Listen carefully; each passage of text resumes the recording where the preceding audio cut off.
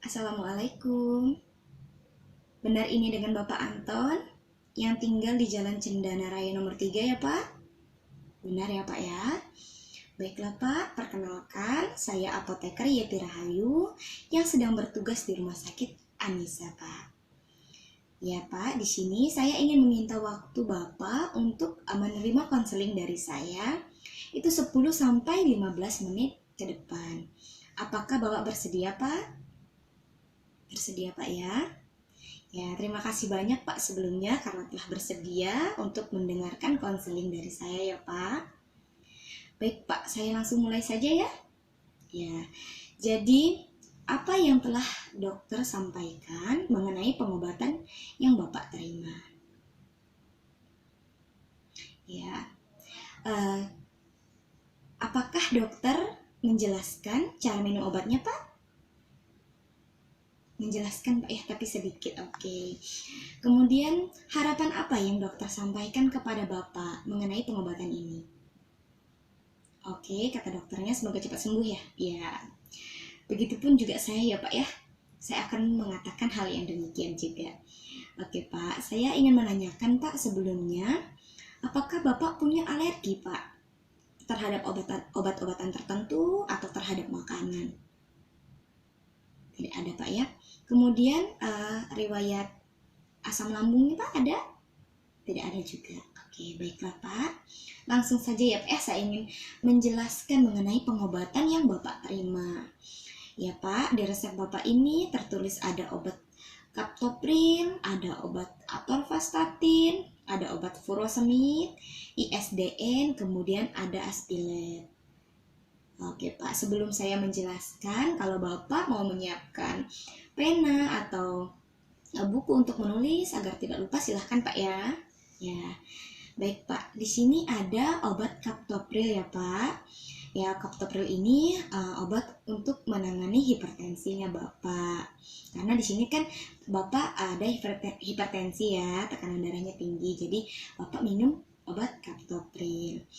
Nah, captopril ini itu diminumnya 2 kali sehari ya Pak ya, setiap 12 jam. Ya, cara minum obatnya itu diminumnya 1 jam sebelum makan di saat perut kosong. Kenapa pada saat perut kosong ya Pak?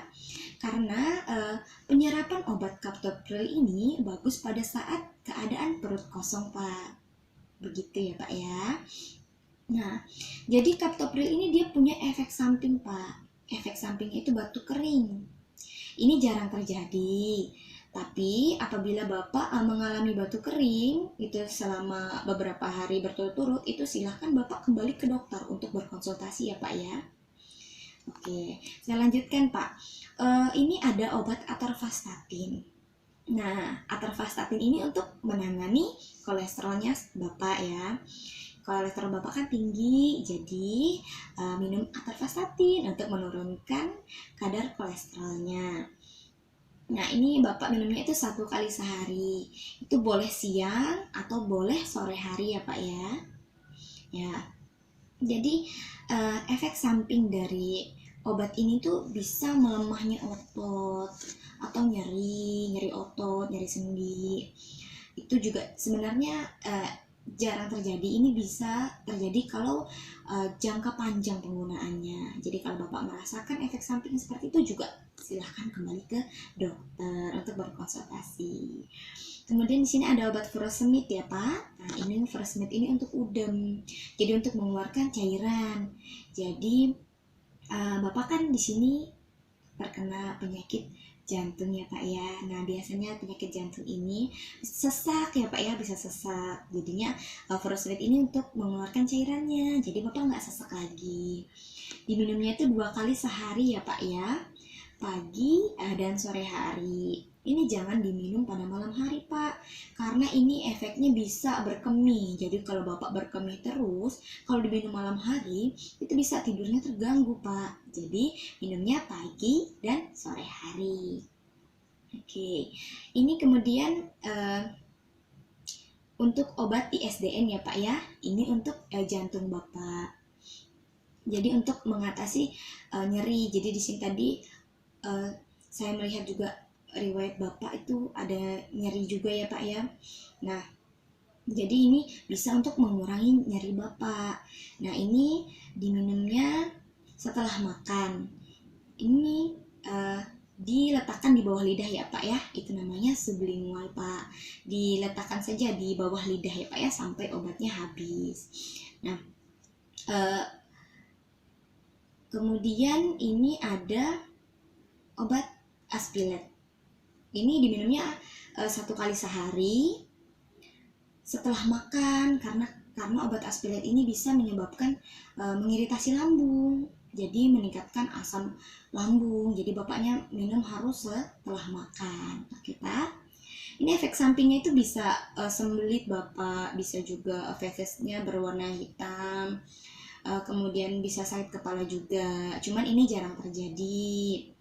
Untuk efek samping dari obat-obatan ini seperti Furosemide juga kekurangan kalium, untuk ISDN itu bisa pusing juga, mual. Cuman saya tekankan lagi ya Pak ya, efek samping obat-obatan ini jarang terjadi. Jadi kalau Bapak merasa benar-benar tidak nyaman karena merasakan efek samping ini, Bapak bisa kembali lagi untuk ke dokter untuk mengganti pengobatan sehingga pengobatan bisa berjalan dengan lancar. Oke, nah kemudian ini ya Pak ya, selain obat-obatan Bapak juga harus memperhatikan makanan Pak. Ya, jadi di sini kan Bapak udah jantung juga, kemudian udah hipertensi juga, kolesterolnya juga tinggi ya Pak ya. Jadi harus banyak pantang-pantang makan Pak.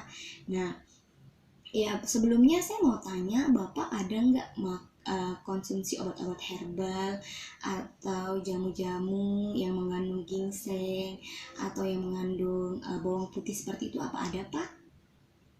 Oh tidak ya Pak, ya bagus ya Pak ya. Jadi itu untuk yang saya sebutkan tadi itu lebih baik dihindari dulu ya Pak.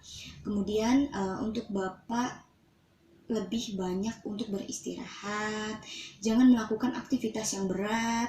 Kenapa? Kalau Bapak melakukan aktivitas yang berat akan membuat kerja jantung Bapak menjadi lebih meningkat. Jadi Bapak perbanyak istirahat.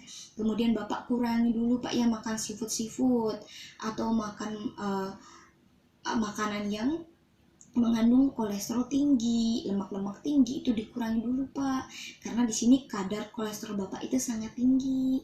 Jadi untuk makanan-makanan itu ditahan dulu ya Pak ya. Nah, kemudian selanjutnya makanan seperti yang tinggi sekali kadar garamnya itu juga dihindari dulu, karena kan di sini Bapak hipertensi ya Pak ya, tekanan darahnya tinggi. Jadi kalau obat-obatan seperti itu bisa membuat hipertensi Bapak meningkat. Jadinya ditahan-tahan dulu Pak ya. Jadi lebih baik Bapak minum air putih dulu seperti itu ya. Nah, minum susu juga nggak apa-apa kalau misalnya ya jangan makan makanan yang tinggi garamnya seperti itu. Kemudian di sini juga Bapak sering-sering cek tensi Pak. Jadi sering-sering cek tekanan darah ya Pak ya, dikontrol, dilihat. Jadi biar tekanan darah Bapak itu Bapak bisa tahu gitu. Ya, mungkin itu ya Pak ya untuk makan makanan dan minuman yang harus dipantangin dulu atau dihindari dulu. Nah, ya saya ingin menyampaikan mengenai penyimpanan obatnya. Jadi untuk obat-obatan ini itu tidak perlu penyimpanan suhu dingin, itu tidak perlu. Jadi ini disimpannya di suhu ruangan saja Pak. Ya, jauhkan dari jangkauan anak-anak ya Pak ya. Ya, ditaruh saja di atas lemari atau di ruangan yang suhu ruangan seperti itu. Baiklah Pak, mungkin hanya itu yang saya sampaikan, yang bisa saya sampaikan mengenai cara minum obat kepada Bapak. Jadi semoga Bapak bisa patuh ya Pak ya dalam minum obatnya. Sejauh ini apa Bapak mengerti Pak dengan apa yang saya sampaikan? Baik, Bapak mengerti, alhamdulillah, terima kasih Bapak telah mengerti ya Pak ya. Boleh saya mendengar Bapak mengulangi bagaimana cara minum obatnya, kemudian apa yang harus dipantangin semua, terus cara penyimpanannya tadi, apa bisa saya mendengar kembali Pak? Bisa Pak ya? Silahkan Pak. Ya Pak, terima kasih Pak.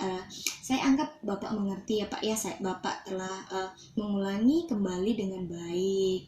Ya, kemudian tadi juga Bapak sudah mencatat Pak ya. Mm-mm.